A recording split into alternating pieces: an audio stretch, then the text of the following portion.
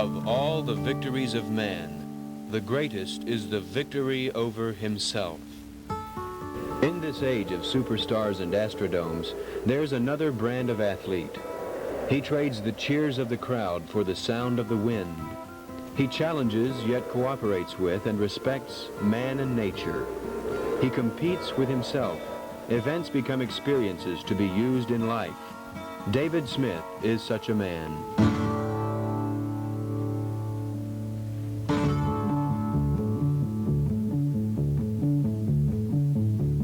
Everymans Olympics, 10 events which test a person's strength and stamina, physically, mentally, and emotionally, as well as the ability to communicate to people of a different language and culture. A unique one-man athletic odyssey in search for the true meaning of the games becomes an extraordinary quest which takes Smith across the Straits of Gibraltar to the Sahara Desert and the top of North Africa. As Smith challenges himself to his own Olympics, he personifies man's common search for victory over the boundaries of the mind and body.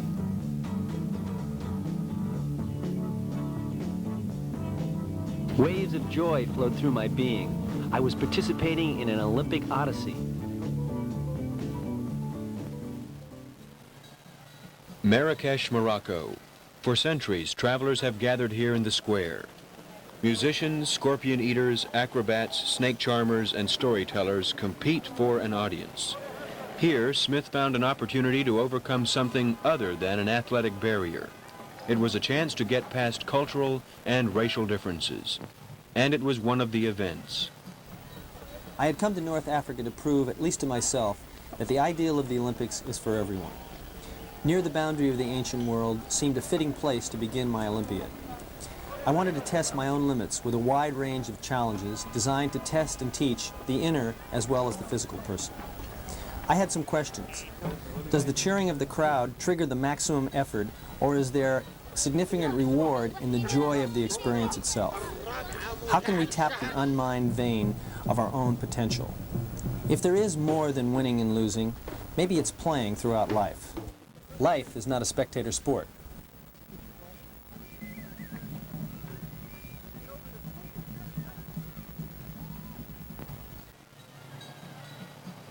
I had an idea to get out there in the square and be a storyteller. But how would David communicate with them? Not the easiest thing in the world for a Westerner to do, to hold the attention of a crowd in the square at Marrakesh. Smith was willing to take a chance. He wanted to tell the story of his personal decathlon. Smith would have the help of an interpreter, but to make the event more of a psychological challenge, he would try to use pantomime and play a fool. I was fascinated by the storytellers of Marrakesh. I wondered what it was like to be one. I want to tell you a story. I'm going to tell everybody a story. You help me tell a story. Yeah. There's an Olympics. Olympics, not competition with someone else, so I am better. No. The competition is to get on the path. We go into a cave. A cave that makes us very afraid, frightened. But if you intend to spend the night there, what we'll do is we'll let you have the, the key to the back door. We'll put the lock on the inside, and we'll let you have the key to the back door. So if you get absolutely petrified at night, if I start drinking, yeah, you start screaming your head off or something like this or anything like that, you can come out. But the idea of the whole thing is that I can't get out, though. I think, can we lock it from the outside? Yeah, we can lock you in. Maybe lock me in? Yeah. I understand that's how the Barbary apes came across underneath the Well, straits. if an ape pounces on your shoulder, don't worry about it, it's an ape. I wasn't there to explore the cave. I was using the cave to explore myself. When they locked the door, I was alone.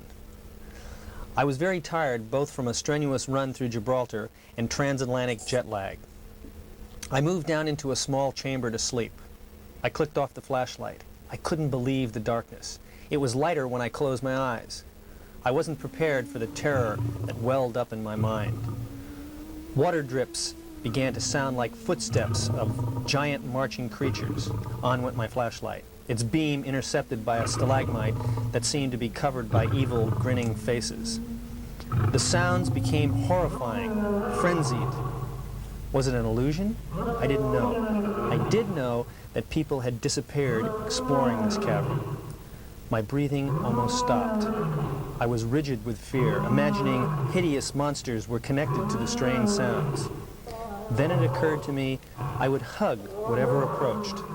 The more I thought about hugging the monster, the more relaxed I became, until I fell asleep.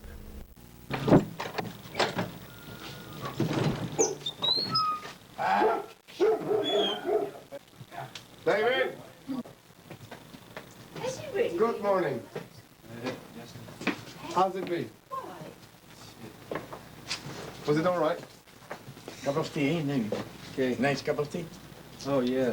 Hey, all right? Please. How much sugar you want? A little, none. None? What a milk? Milk? You want milk? Yes. No? Sure. Yeah. Thank no you. sugar? Is my hair white? No. No? It literally scared the hell out of me. And I think that they're monsters. I felt uneasy at first. The crowd was curious, but I felt they were apart from me. It was strange for them to see a foreigner telling a story in their square. Smoke and shine in the head. There's no monsters. The monsters are in your mind. Then it changed. I opened up. Maybe it was my honesty about being afraid inside the cave and then playing the monster, but I sensed the crowd was with me, accepting me, listening to a storyteller.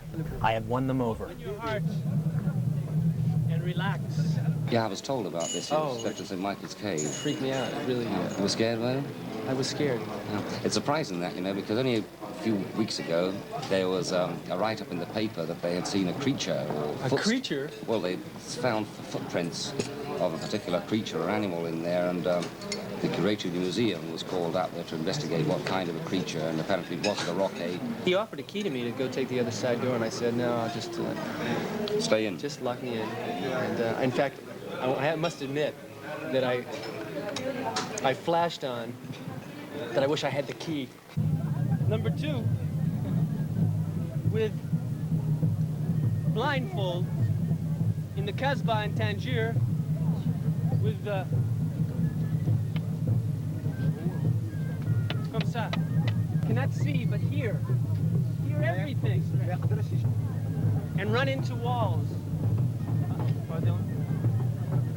and understand what it's to be blind. The Blind Walk. The challenge? To walk blindfolded from the Casbah, a once fortified palace on a hill, through the maze of labyrinth-like narrow streets of the ancient Arab quarter of Tangier, to the beach 2 miles away. An almost impossible task for most tourists with their eyes open. I was completely confused at first. Then I could sense that information was available everywhere.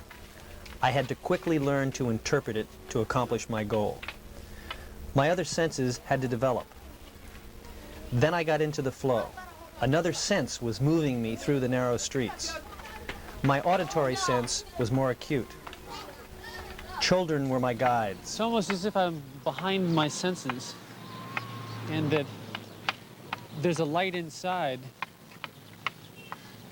that's just traveling in space. And until I bump into something, that there is no body connected to it. My ears are my eyes.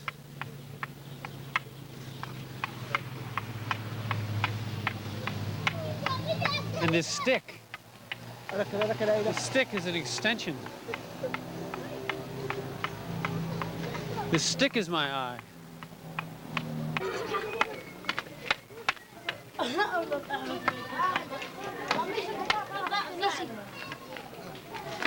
This is their place.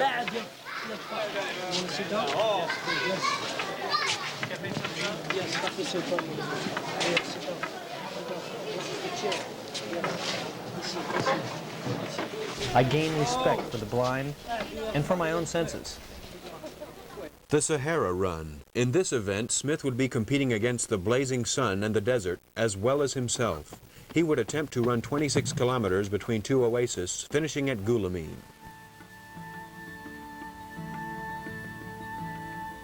I thought the Sahara was full of sand. Instead, small stones stabbed at my feet. I welcomed the occasional sand dunes. The desert is vast. I raced the sun into the next oasis and lost. I had an out-of-body experience. I floated above my shoulders, looked down, and saw myself running. It didn't scare me. It had happened twice before while swimming. It helped me realize the unity of all things.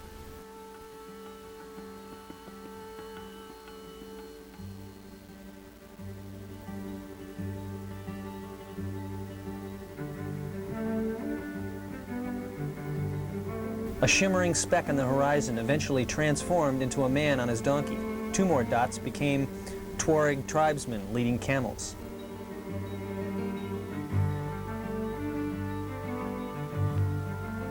Distance running is indeed a powerful instrument for altering human consciousness. Distance anything is a moving meditation.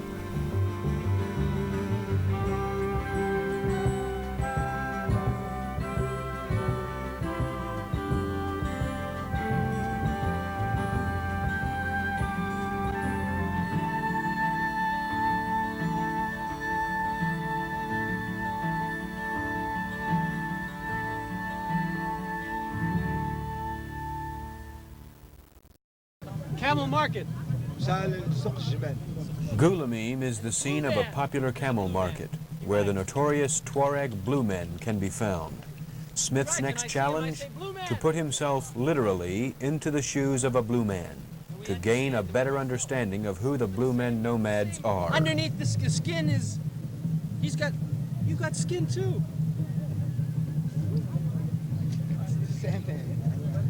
Keef keef. Keef keef. Same. Yeah, like. Not keef keef. No, keef keef. Same thing. Same. Here.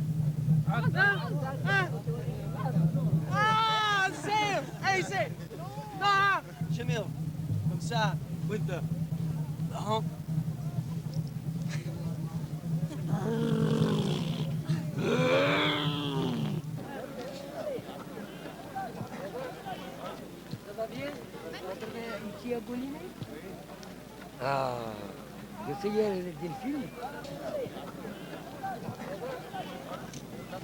You just turned into me.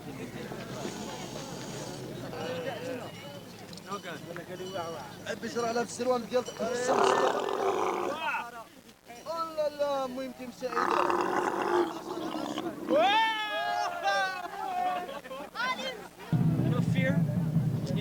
Fear is what stops me from understanding you. Fear. I rode off on his camel. It was important to me that I was able to win the trust of a blue man.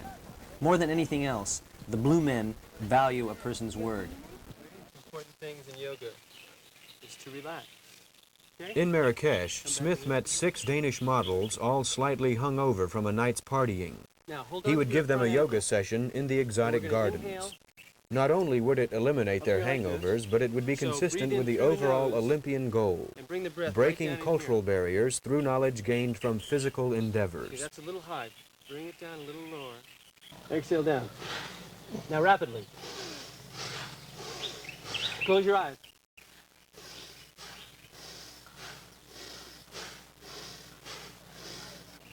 The movements are slow. Put a smile on your face. And we're going to bring the energy through our body and out our face so we can glow. Okay? So it looks like this.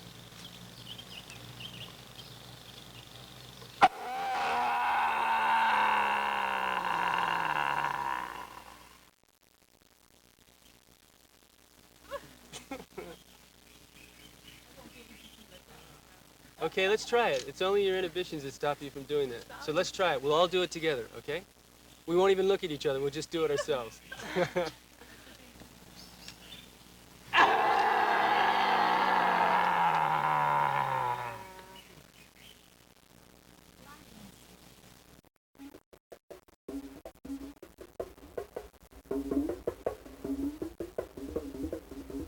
The next event, to climb the high Atlas Mountains to the top of North Africa. I look forward with enthusiasm to each new challenge, the movement and the expression.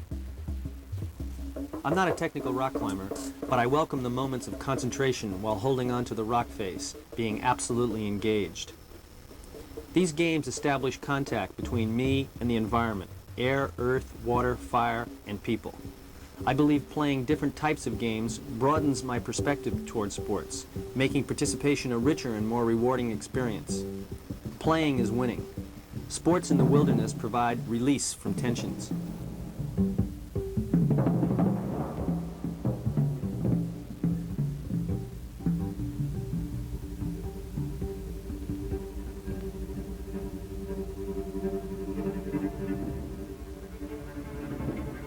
On the mountain, there were several routes to the summit. The Berber guide took one, I chose another. We both made it. There is no one right way. I'm sure it is quite a moment to stand on the top platform in the middle of a great stadium to receive an award. My reward this day was the sound and feel of the thundering wind and the view from the top of North Africa.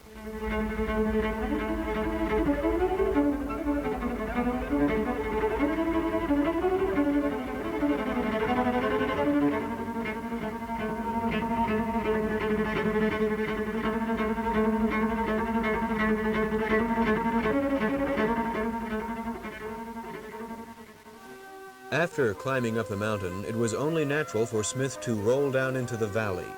The Bicycle Challenge, a ride from the foothills of the high Atlas Mountains over 50 kilometers across the desert to Marrakesh. I had never bicycled more than 6 miles around Central Park in New York City. Today I was trying to ride 5 times farther than ever before. I borrowed an old 3.5 speed from the owner of a shoe repair shop. It was a bit shot, but it rolled. I didn't count on riding uphill, but the competition was with myself and my past performance. Elapsed time was not important. My legs were burning, but at times they seemed to keep pumping on their own, effortlessly. The valley was magnificent. When the going got tough, I thought about why I was here. I thought about Everyman. Everyman is a medieval poem. It's an allegory about a guy who realizes he's going to die. He looks over his life from that sudden, sharp perspective and tries to find meaning in it. After a lot of soul searching, he decides that it is not his material wealth, but his good deeds and experiences that are the most important, meaningful things he has. These good deeds established the highest standard in his life and were the only things that could hold him up in the face of self-doubt. I'm trying to reach a standard too. The Olympian motto of excellence, swifter, higher, stronger, is for everyone to emulate in their own personal way. That's why we call these experiences Everyman's Olympics. Smith chose a highly unusual task for his next event in the Decathlon. He would attempt to walk on water buoys from the Arab section of Rabat to the Jewish quarter, thus symbolically joining the two sections. But the water walk symbolized something else for David Smith. There was a lot of garbage in the water. For me, the water represented lower consciousness, ideas and emotions which limit and hurt us, things like hate and envy and fear and being dishonest. Above water represented higher consciousness, the life of the spirit, the life of creativity and freedom and balance. It was very hard to stay in higher consciousness. Every time I seemed to rise up and balance myself, something upset me, and I slipped back into the muck of lower consciousness. I ended up in lower consciousness a lot. Smith's sense of humor helped him survive the garbage and the humiliation of falling so often. I discovered the dangerous thing about lower consciousness was that I got used to it. After I took a few tumbles in the water, the garbage didn't bother me much. I went with the current. Occasionally, I got helped out of it. In time, I found it was best not to think about technique. Higher consciousness was maintained seemingly without effort, or not at all. Left to themselves, my legs moved just the right way. After an hour, I came ashore in the Udaya, not far from the beach where the Atlantic waves were breaking. My legs were knotted with cramps, Yet I felt rewarded by the experienced subtleties, both spiritual and physical, of staying in balance.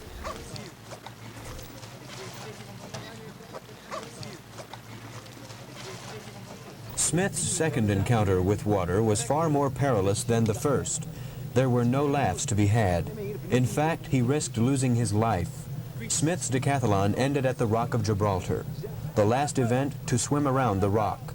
The treacherous currents had stopped all previous swimmers. Smith would attempt to be the first.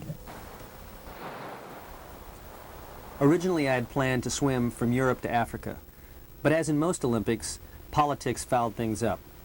So I decided to try to swim around the rock. The government of Gibraltar built a shark cage, but high winds and seas prevented any large boats from towing the shark cage on the eastern side of the rock. Fishermen were unwilling to launch their small boats in the rough water. I refused to wait for the weather to change. I would swim unaccompanied with the outside chance that an American friend might meet me halfway. Without a nearby boat, any trouble could be serious.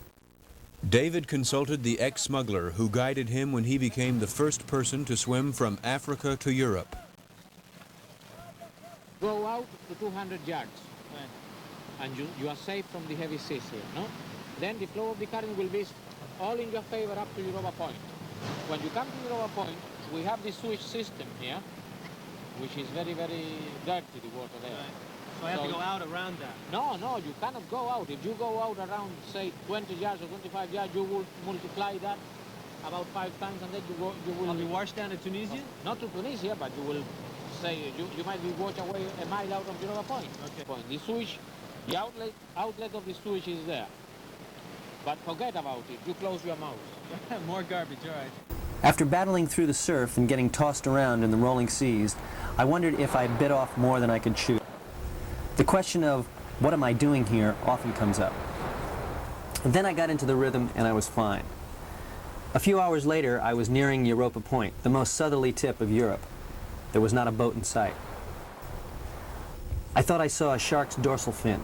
I almost walked on water again before I realized it was the flap of an oversized cardboard box.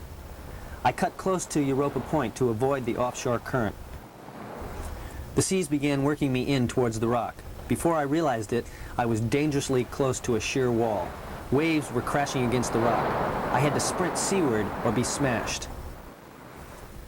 I was relieved to spot my American friend on the smoother western side of the rock. Here I had to swim 3 miles against the current. My smuggler friend had misjudged the currents.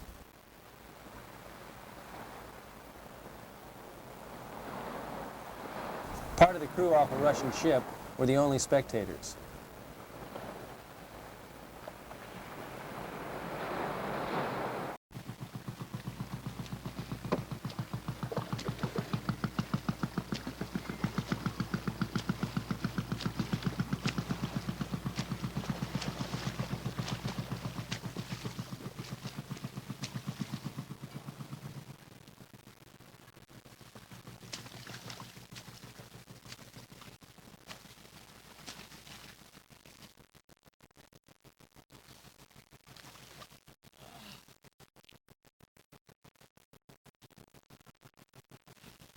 Unlike other swims, no one was waiting at the finish. I realized one doesn't need a crowd to sustain a record-breaking effort.